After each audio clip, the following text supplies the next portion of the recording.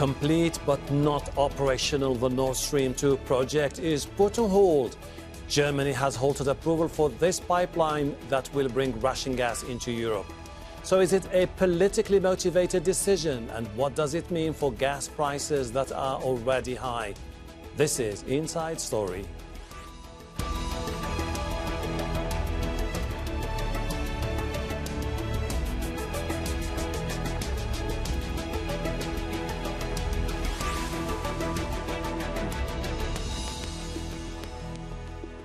Hello, welcome to the program. I'm Hashem. Ahelbarra. A pipeline created to supply gas from Russia to Germany and Europe has suffered another setback. Germany's energy regulator has suspended approval of the Nord Stream 2. It wants the Russian company behind the project to form a local subsidiary to operate the German part of the pipeline. Thus pushed up wholesale gas prices in the UK and EU. Energy prices were already high after the winter in Europe last year put pressure on supplies. The US and many European countries say the project will increase Europe's reliance on Russian energy and could be weaponized by Moscow. But Russia maintains it will solve the continent's energy crisis. Last month, President Vladimir Putin announced Moscow could start supplies as soon as it gets the green light from Germany. Первая труба Северного потока-2 заполнена газом. As I have already told you, 18.5 billion cubic meters multiplied by 2 minus 9 billions of gas non-delivery on the European market by the Americans and the Middle East partners, and 22.5 billion shortage because of decreasing production. European gas markets could now face a shortage of 70 billion cubic meters of gas. That's a lot. First pipeline of the Nord Stream 2 is full of gas, and if the German regulator hands its clearance for supplies tomorrow, supplies of 17.5 billion cubic meters will start the day after tomorrow. In December, all the technical work to fill the second pipeline of Nord Stream 2 will be finished. In total, the amount will be 55 billion cubic meters. Ukraine opposes the Nord Stream gas pipeline and welcomed the German regulator's decision. Yuri Vitrenko heads the energy company Naftogaz and says the move suggests that the German regulator shares our position that certification can not only apply to the pipeline in Germany. He says it should apply to the entire pipeline from the territory of the Russian Federation to the territory of Germany.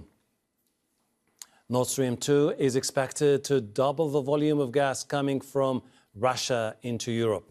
The 1,200-kilometer pipeline is owned by the Russian energy giant Gazprom, with investment from several European companies. It will carry 55 billion cubic meters of natural gas a year. Nord Stream 2 was built to run under the Baltic Sea and bypass Poland and Ukraine. Its predecessor, Nord Stream 1, used the same route. When launched, the two pipelines could account for up to 60% of Russia's gas exports to Europe. In August, the US imposed sanctions on Russian vessels laying the pipeline for the project.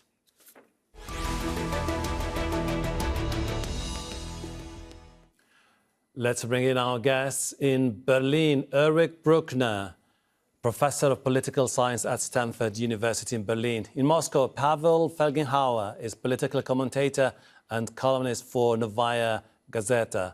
In Bern, Cornelia Meyer is an economist and oil and gas specialist. Welcome to the program. Ulrich, to what extent was the German watchdog's decision to suspend the approval for the Nord Stream 2 purely technical and based on administrative grounds? Well, this is hard to say. On the one hand, it's not a court that acts independently, so an agency reports to the government. And that was exactly the reason why the European Court of Justice criticized the status of the federal agency for the network approval, that their status should become more independent in order to avoid political influence. So at its current state, it can be influenced, they can receive orders from the government, but the question is who's calling them? Because we are in the middle of a handover from the Merkel administration to the new, as we call it, streetlight coalition with 3 parties involved, and therefore no one is really in the driver's seat at this point. Pavel, I understand the general sentiment in Russia would be that basically this is a politically motivated decision. Well, actually, the Kremlin says they believe it's not, that this is a technical kind of hiccup that the Russian kind of sponsored Nord Stream 2 AG, which is registered in Switzerland and owns and operates and should operate Nord Stream 2, will have to create a German subsidiary, and that will take 4 to 6 weeks to create. And then the German agency will again begin the process of certification, and that in general the period of certification, which is 4 months beginning from 8 September, that means January 8th, they'll complete. There's a problem that after that, the issue may go for 4 more months to the European Commission. So it's not clear when actually Nord Stream 2 is going to be operational, and that's not seen very good in Russia. Cornelia, given the current situation, it seems that this is going to take at least 8 months for the paperwork to be processed in Germany to ensure this is going to be under EU jurisdiction. And you have at the same time energy crunch, which is likely to further strain the economy in Europe. How do you see this moving forward in the upcoming months? Well, it's not easy, and I don't think it has to take 8 months. To a certain degree, while unfortunate, I understand what the German regulator has done, because Switzerland is not in the EU, and anything under Swiss, law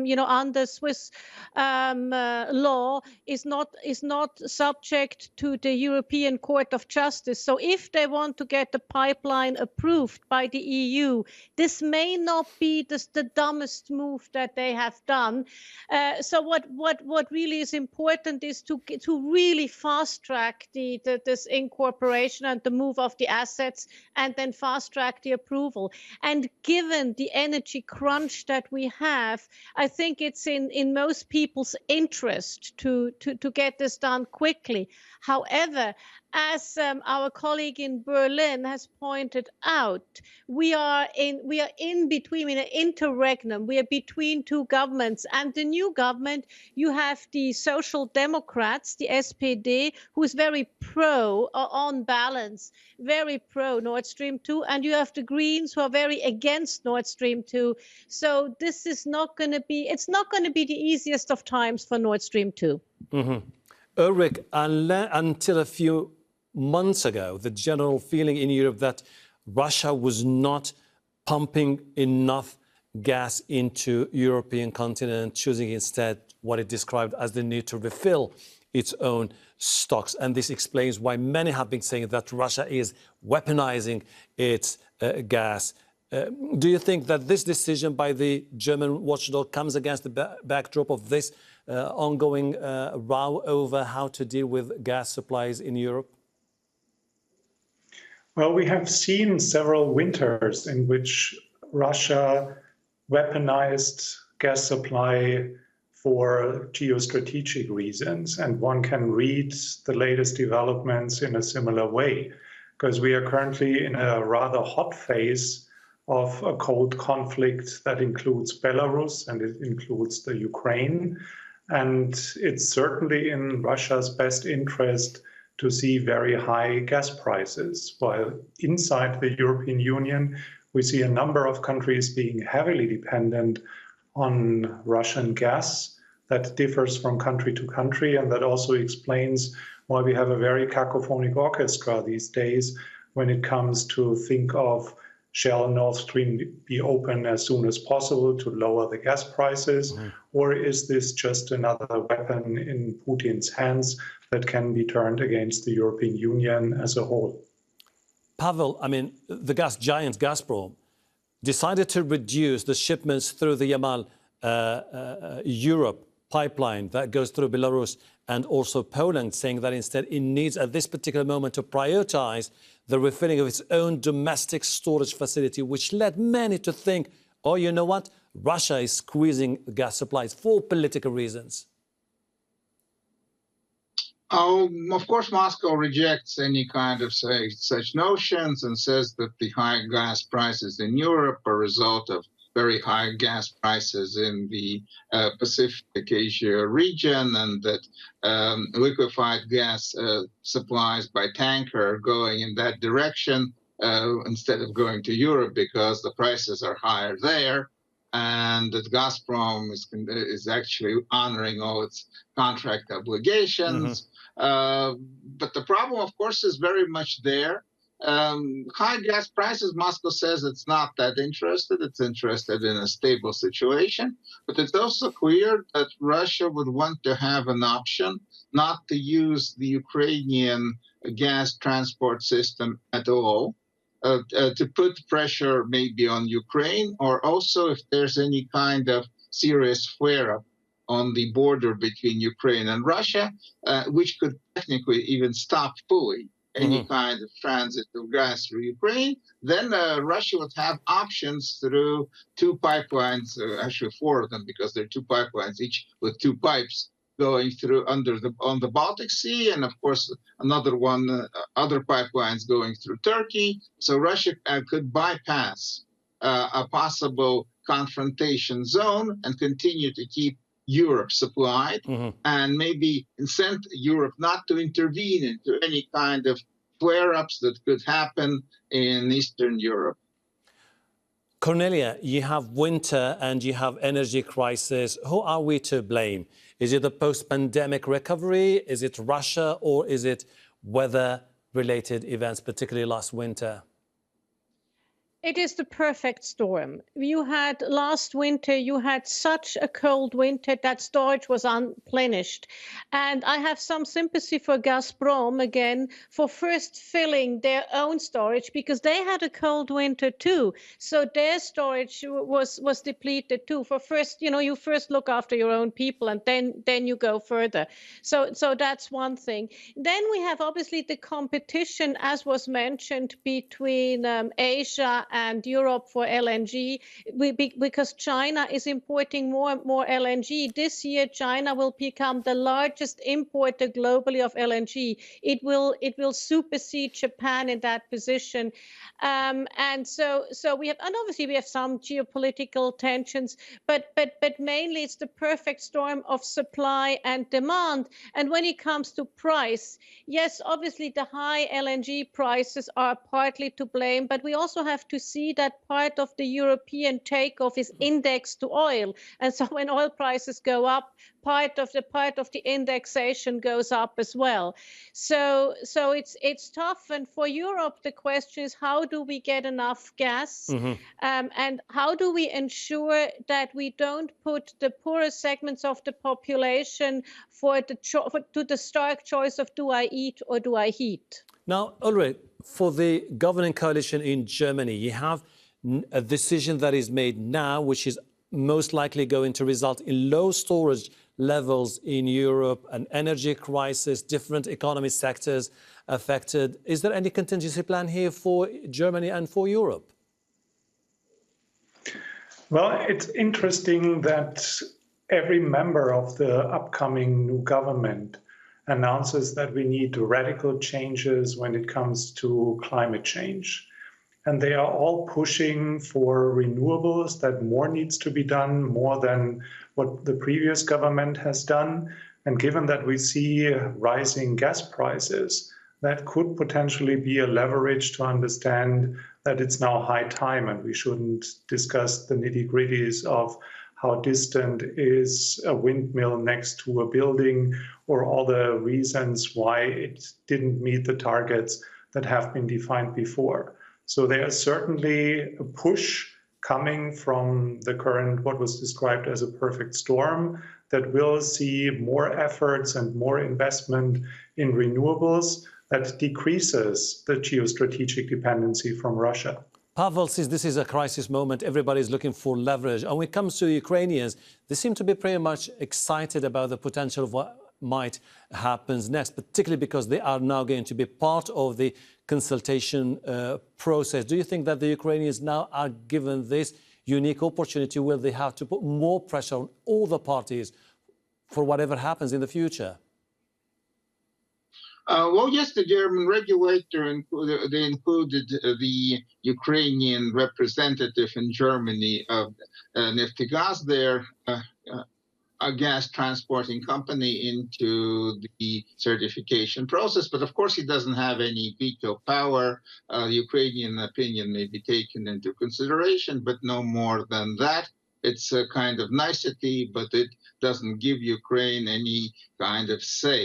And they are worried that if Russia manages to get Nord Stream 2 fully operational anytime soon in the coming year, in the beginning of the coming year, that may give Russia the opportunity to do something more drastic in military terms in the Ukraine, and also, of course, cut the Ukrainian supply through Ukraine, maybe dramatically, and that means they won't have to use the so-called virtual reverse system to get Russian gas, but officially it's not coming from Russia, it's coming from Slovakia or somewhere, but actually it's Russian gas and they won't get that. So they also will have problems this winter and in general further on. So yes, Ukrainians are worried on a number of issues concerning Russia, and they're very, very worried. Yes. Cornelia, how do you respond to the argument that one of the main reasons why in the past the Russians were trying to deliberately withhold gas from Europe is particularly because they were trying to push the Europeans to shift from the spot market purchases to the newly online platform based in St. Petersburg, so that the Russians will have a bigger say on trading of gas? Well, actually, the Russians prefer not spot markets, but long-term agreements, which when you know how much investment is needed into getting gas from the gas field to the end user, to the burner tip, is perfectly understandable. And I would not take big stock on that.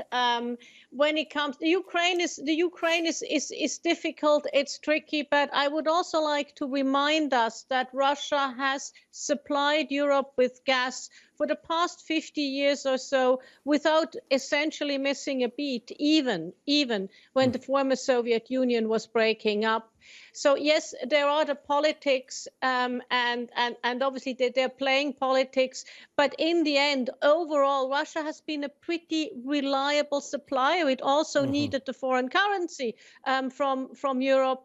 I would just like to quickly respond to our colleague in Germany in terms of absolutely the German government wants to move to more renewables. But to get from here to there, they will still need gas. Let's not forget, they want to get out of coal. They are getting out of nuclear. So somehow you need to have the base load to produce the electricity that everybody needs. Okay, Ulrich, since we're trying to figure out the ultimate end game for all the parties here. Now, Europe's supplies of natural gas remain tight, which means that the prices are definitely going to continue to go up, which is most likely going to push many countries, Germany in particular, to revisit dirty fuel, particularly coal and fuel oil. Is this a good option, given that the coalition with the Greens, part of it, are definitely going to dismiss it? Well, it is too early to predict what exactly the new coalition government will decide.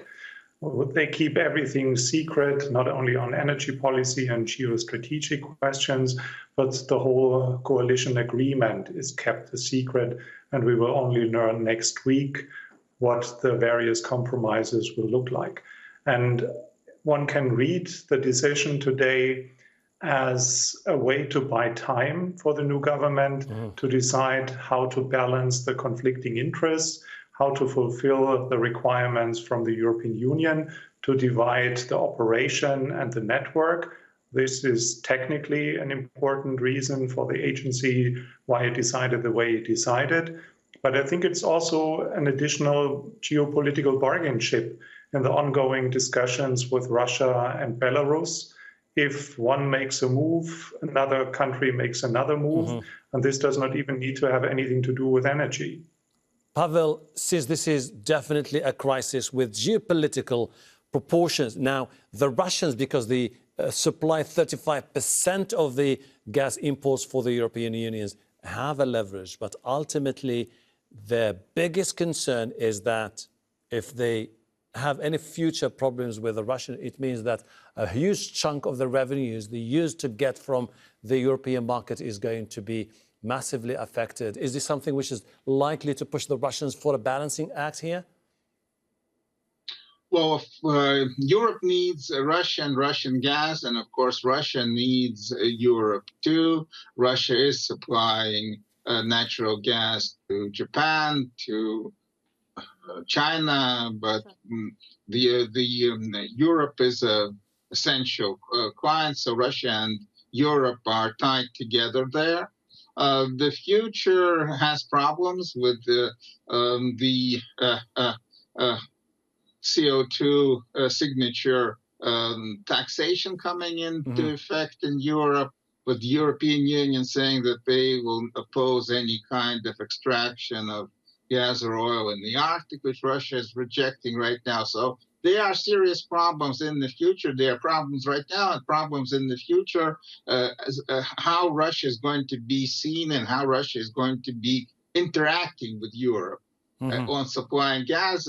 Not only gas, of course, Russia supplies many other oil and metals and fertilizer and lots of other kind of commodities. So these are, Russia and Europe have to work together, but right now there's a lot of problems and a lot of misunderstanding. It's very complex and very dangerous. Cornelia, you said there is going to be a long way to go for the Germans before they have their own diversified renewable energy platforms. For the time being, do you think that bringing non-Russian oil to the European market is going to be easy, tapping into potential resources nearby or looking for alternatives? Is this something which is feasible in the short term? Well, we already see LNG from all sorts parts of the world to come to Europe, to LNG terminals. We have pipelines coming from the Mediterranean, from North Africa through the Mediterranean. But mind you, there again, we have, if you look at Libya, if you look at Algeria, we have geopolitical tensions. So there again, we need to, it's just, Europe will need to get the gas and the oil from where they can get it, and Russia will remain a major supplier of oil. We will see the geopolitical tensions, but it will remain very important for the time being, because given energy transition and given that especially countries like Germany, Switzerland want to get out of nuclear, everybody wants to get out of coal, I don't see how you get around gas. Ulrich, in less than a minute, if you don't mind. The European Green Deal, is it something that is likely to be a moment for the Europeans to say, you know what, it's about time for us to look into a decarbonized, developed economy instead of this reliance that has been going on for generations with the Russians, which seems to be a major source of concern for the Europeans now? Well, this became certainly a mainstream perspective, not only in Germany as a forerunner for climate change policies because we can afford it, but it's also what the European Union or the European Commission as the driver of this put as the top priority. And this will undermine the Russian business model that is massively dependent on having partners that are still willing to burn fossil fuel. Of course, it is a transition matter, and it's a question of how long it's going to take. But it will certainly change the mutual relationship between Russia and the European Union if the Green Deal changes the energy mix towards more renewables. Quite fascinating as this story unfolds, that many people are thinking that the US could step in and offer an alternative supply for the Europeans in case they decide to part ways with the Russians. But it remains to be seen whether the shale capacity and whether the Americans will be able to fill in the gap and the void left by the Russians if there is a split. Ulrich, Brueckner, Pavel, Felgenhauer, Cornelia, Meyer, I really appreciate your insight. Thank you very much. And thank you too for watching. You can see the program again anytime by visiting our website, aljazeera.com. For further discussion, go to our Facebook page. That's facebook.com/AJ Inside Story. You can also join the conversation on Twitter. Our handle is @AJ Inside Story. From me, Hashem Ahelbarra, and the entire team here in Doha. Bye for now.